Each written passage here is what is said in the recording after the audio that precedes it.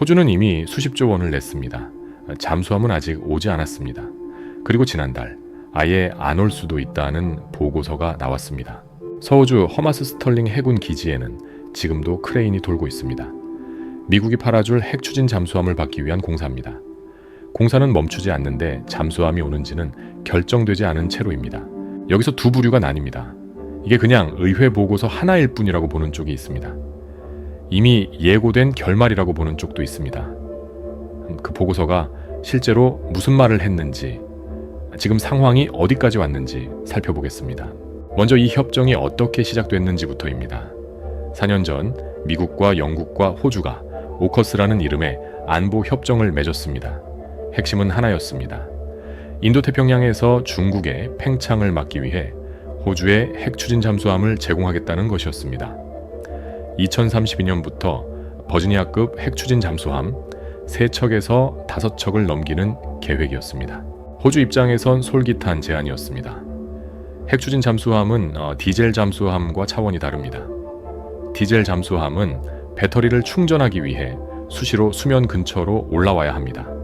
그 순간이 탐지될 위험이 생기는 순간입니다. 핵 추진 잠수함은 그럴 필요가 없습니다.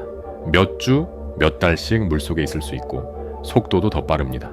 남중국해와 인도양을 무대로 중국 해군과 맞서야 하는 상황이라면 꼭 필요한 능력입니다. 그래서 호주는 약속을 믿고 먼저 행동에 들어갔습니다. 호주가 먼저 낸 돈 이야기를 해야 합니다.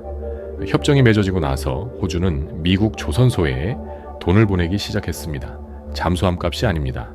미국이 잠수함을 더 빨리, 더 많이 만들 수 있도록 조선 산업을 강화하는 데 쓰는 돈입니다. 지금까지 약 4조 5천억 원 상당을 보냈습니다.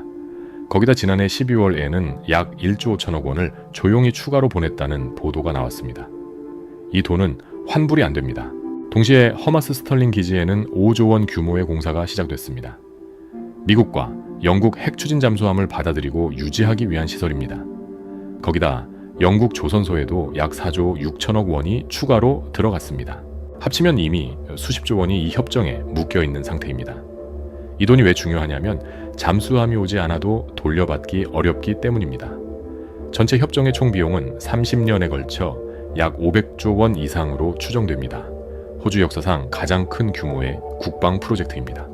호주가 한 해 국방 예산의 7배가 넘는 돈을 한 가지 사업에 쏟아붓는 셈입니다. 그러면 지금 미국 조선소는 잠수함을 얼마나 만들고 있을까요? 버지니아급 잠수함의 건조 목표는 연간 2척이었습니다. 실제로는 2022년 이후 연 1.1에서 1.2척 수준입니다. 목표의 절반을 조금 넘는 속도입니다. 그런데 이게 전부가 아닙니다. 지금 미국 해군은 버지니아급을 포함한 핵추진 공격 잠수함 66척이 필요하다고 스스로 말하고 있습니다. 현재 보유한 건 47척입니다. 거기서 또 3분의 1이 넘는 16척은 정비 중이거나 대기 상태입니다. 실제로 바다에서 쓸 수 있는 배가 얼마 되지 않는다는 말입니다. 미국 해군은 지금 자국 수요도 못 채우는 상황입니다. 근데 현실은 달랐습니다. 호주에 잠수함을 넘기려면 연 2.33척을 만들어야 합니다. 자국 해군 전력을 유지하면서 호주에 8여분까지 만들어야 하기 때문입니다. 지금의 2배 가까운 속도입니다. 예를 들어 볼게요. 매달 숙제를 절반밖에 못 끝내는 사람에게 다음 달부터 남의 숙제까지 해달라고 부탁하는 것과 비슷한 상황입니다. 버지니아급은 미국 2곳의 조선소에서만 만들 수 있습니다. 코네티컷 주와 버지니아 주의 한 곳씩입니다. 미국 전역에서 2군데만 만들 수 있다는 말입니다. 그 두 조선소를 뒷받침하는 공급업체가 미국 전역에 약 16,000개 있습니다. 그 가운데 70%는 대안이 없는 단독 공급업체입니다.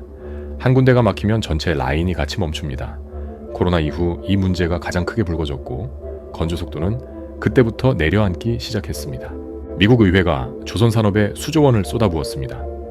그래도 속도는 아직 목표에 한참 못 미칩니다. 미국 의회 조사국은 올해 1월 이 상황을 정리한 보고서를 냈습니다. 보고서가 담은 내용은 2가지였습니다. 첫째는 현황 정리였습니다. 의회가 수조 원을 조선 산업에 투자했지만 건조 속도는 여전히 목표에 한참 못 미친다는 것이었습니다. 둘째가 더 파장이 컸습니다. 보고서는 대안 시나리오 하나를 제시했습니다. 호주에 팔기로 한 잠수함을 팔지 않고 미국이 직접 운용하면서 호주 기지에 배치하는 방안이었습니다. 이유가 있었습니다.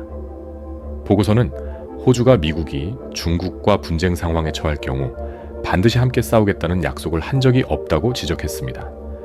호주 국방장관과 해군 참모총장 모두 공개적으로 이 점을 인정한 바 있습니다. 호주는 핵 비확산 협약을 지키는 국가로서 자국 잠수함에 핵무기를 싣지 않겠다고도 명확히 해왔습니다.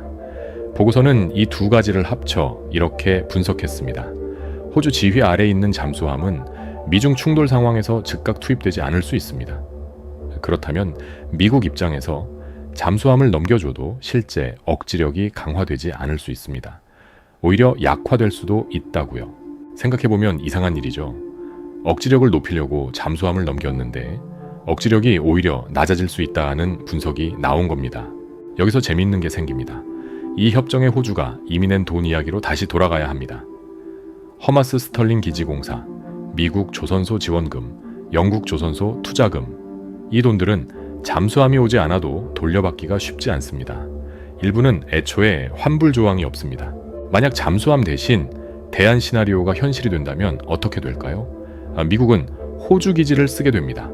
호주가 낸 돈으로 지어진 기지에서 잠수함을 운용하지만 그 잠수함은 미국 지휘 아래에 있습니다. 전직 총리 말콤 텀블은 이 점을 직접 비판했습니다. 그는 오커스 협정을 처음 만든 장본인 중 한 명입니다. 그 사람이 지금은 구조 자체가 미국에 일방적으로 유리하다고 말하고 있습니다. 호주가 천문학적인 비용을 들여 기지를 짓고 돈도 냈는데 잠수함을 못 받는다면 미국에게만 좋은 결과라는 것이었습니다. 그는 또 미국이 언제든 판매를 거부할 수 있다는 점도 문제로 들었습니다. 협정에는 미국 해군 전력 유지에 필요할 경우 호주에 잠수함을 팔지 않을 수 있다는 조항이 있습니다. 즉 미국이 판단하기에 자국 해군이 필요하다면 팔지 않아도 됩니다. 그 판단을 내리는 건 미국입니다. 트럼프 행정부가 들어서면서 상황은 더 복잡해졌습니다. 지난해 여름 미국 국방부가 오커스 협정 전면 재검토에 착수했습니다.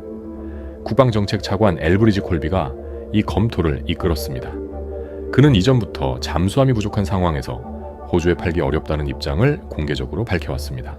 재검토 발표가 나오자 미국 의회 민주당과 공화당 모두 반대 의견을 냈습니다. 그런데 그해 가을 트럼프 대통령이 호주 총리를 백악관에서 만났습니다. 그는 갑자기 오커스를 적극 지지하겠다고 말했습니다. 잠수함 건조가 잘 진행되고 있다고도 했습니다. 재검토는 조용히 방향을 바꾸어 지지 결론으로 정리됐습니다. 미국 의회 조사국 보고서는 이 과정을 담담하게 기록했습니다. 재검토 보고서가 트럼프 대통령의 열의에 맞춰 다시 쓰였다는 언론 보도를 인용했습니다. 한 나라의 수십 년짜리 안보 계획이 상대국 대통령의 한마디의 방향이 바뀌는 상황이 벌어진 것입니다. 호주도 마냥 기다리고만 있는 것은 아닙니다. 현재 호주 해군은 콜린스급 디젤 잠수함 6척을 운용하고 있습니다. 이 잠수함들은 원래 2026년을 전후해 퇴역을 준비해야 했습니다. 오커스 협정이 맺어지면서 핵 추진 잠수함이 들어오기 전까지 수명을 연장하기로 했습니다. 그런데 그 연장 작업이 순탄하지 않습니다. 올해 초 기준으로 6척 가운데 3척이 깊은 정비 중이거나 중간 정비 중이었습니다. 작년 말에는 실제로 바다에서 운용 가능한 배가 한 척밖에 없다는 보도도 나왔습니다. 콜린스급은 이미 수년 전부터 반복해서 우려 사업으로 지정돼 왔습니다. 수명 연장 작업도 원래 계획보다 규모가 줄어들고 있습니다. 그렇지 않으면 시간 안에 마칠 수 없기 때문입니다. 콜린스급의 수명 연장이 제대로 안 되고 미국 잠수함도 2032년에 오지 않는다면 호주는 잠수함이 없는 기간을 경험할 수 있습니다. 방어선에 빈 공간이 생기는 것입니다. 호주 잠수함 기관의 전직 수장은 이 협정에 플랜 B도 없고 플랜 C도 없다고 말했습니다. 오커스 최적 경로가 유일한 길이라고요. 문제는 그 길이 미국의 조선 능력이라는 조건에 전적으로 달려 있다는 겁니다. 그러면 호주 정부는 어떻게 반응하고 있을까요? 국방장관 리처드 말스는 이 모든 우려를 과도하다고 일축했습니다. 의회 조사국 보고서는 논평에 불과하다고 했습니다. 오커스는 전속력으로 추진되고 있다고도 했습니다. 그 말이 맞을 수도 있습니다. 지난해 미국과 호주 그리고 영국이 공동 성명을 내고 협정을 재확인했습니다. 영국과 호주는 질롱 조약이라는 50년짜리 양자 협정을 별도로 맺었습니다. 협정은 형식적으로는 살아있습니다. 그런데 한 가지만 빼고요. 형식과 속도는 다른 이야기입니다. 협정이 살아있어도 건조 속도가 늘어나지 않으면 잠수함은 오지 않습니다. 실제 바다 위에 잠수함이 없으면 협정은 종이에 불과합니다. 이 이야기의 끝이 어디로 향하는지는 아직 모릅니다. 호주 안보전략연구소 같은 곳은 오커스를 지지합니다. 핵추진 잠수함이 인도태평양에서 중국 해군을 억제하는 데 가장 효과적인 수단이라는 판단입니다.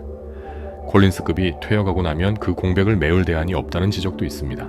반면 호주 해군연구소를 포함한 일부 전문가들은 다른 목소리를 냅니다. 프랑스 핵추진 잠수함이나 한국 재래식 잠수함을 함께 도입해 위험을 분산하라는 의견입니다. 하나의 외국 공급망에만 호주 방위를 맡기는 건 단일 실패 지점을 만드는 것이라는 우려입니다. 잠수함 기관 수장은 플랜 B가 없다고 했습니다. 전문가들 가운데 일부는 플랜 B를 만들어야 한다고 말합니다. 서우주 허마스 스털링으로 다시 돌아가겠습니다. 크레인은 오늘도 돌고 있습니다. 공사는 멈추지 않습니다. 2032년이 되면 그 자리에 미국산 핵추진 잠수함이 있을 수도 있습니다. 미국 해군 깃발을 달고 미국 지휘 아래 운용되는 잠수함이 있을 수도 있습니다. 아직 아무것도 정해지지 않았습니다. 호주가 낸 돈은 이미 미국으로 갔습니다. 기지 공사는 계속되고 있습니다. 잠수함이 언제 오는지, 오기는 오는지는 아직 아무도 모릅니다.